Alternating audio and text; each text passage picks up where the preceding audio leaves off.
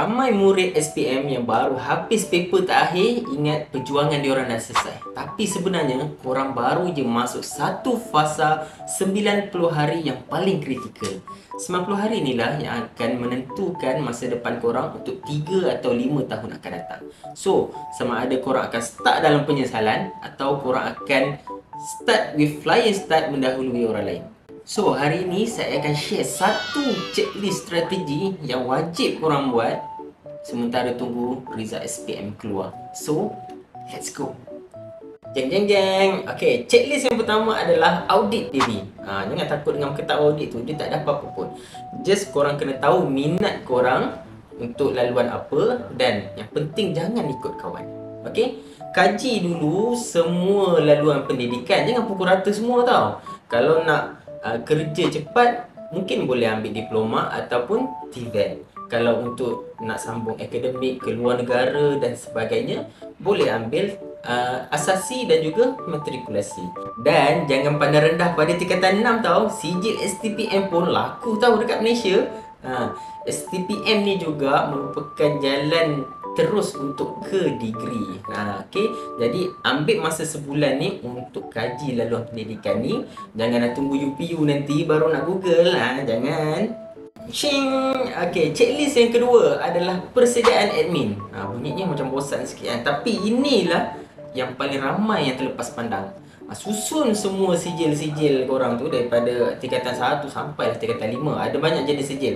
Sijil akademik, kurikulum, sijil co-curriculum dan juga maklumat diri. Okay, susun korang punya ikut prioriti. Yang mana korang wakil sekolah yang di peringkat tertinggi. Contohnya peringkat kebangsaan, peringkat negeri, peringkat sekolah dan seterusnya. Inilah sijil-sijil yang membantu korang ataupun added value untuk diri korang semasa interview untuk sambung belajar ataupun kerja nanti. Ada satu lagi maklumat tambahan. Scan siap-siap sijil-sijil yang korang dah susun dalam file cantik-cantik tu masuk dalam Google Drive. Sebab apa? Sebab selalunya permohonan beasiswa akan dibuka sangat awal. Kadang-kadang sebelum result keluar lagi dia dah open dah. So korang kena alert dengan laman-laman web yang open untuk beasiswa ni. Contohnya JPA, MARA, yayasan dan juga syarikat-syarikat korporat yang besar yang lain.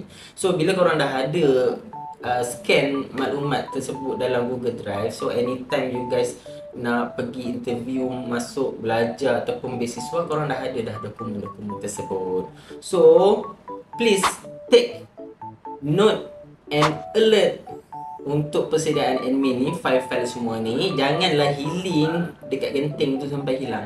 Okay, take note. Ini yang paling penting. Pada pandangan saya lah, dunia selepas SPM ni bukan lagi tentang siapa yang paling pandai dalam kelas, tetapi siapa yang paling proaktif ambil peluang di depan mata. 90 hari ni bukan lagi masa untuk kita tidur, tapi inilah 90 hari untuk korang bina jambatan untuk masa depan. Bayangkan, korang dah penat belajar 11 tahun dari darjah 1 sampai tingkatan 5. Takkan nak biarkan 3 bulan ni musnahkan segalanya.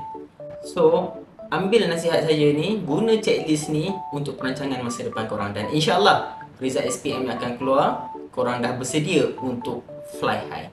Okay, ada soalan untuk laluan UPU ataupun tentang kemasukan universiti, boleh komen dekat bawah. Nanti kita akan jumpa di next video.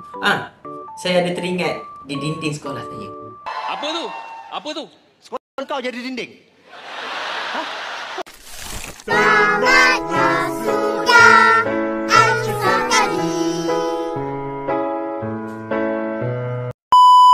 Dia kata tulis, usaha tangga kejayaan, sediakan payung sebelum hujan, usaha takkan khianati hasil. So inilah keadaan dan situasi di mana ayat-ayat tersebut boleh korang apply dalam kehidupan korang. Okay, see you in the next video. Bye-bye.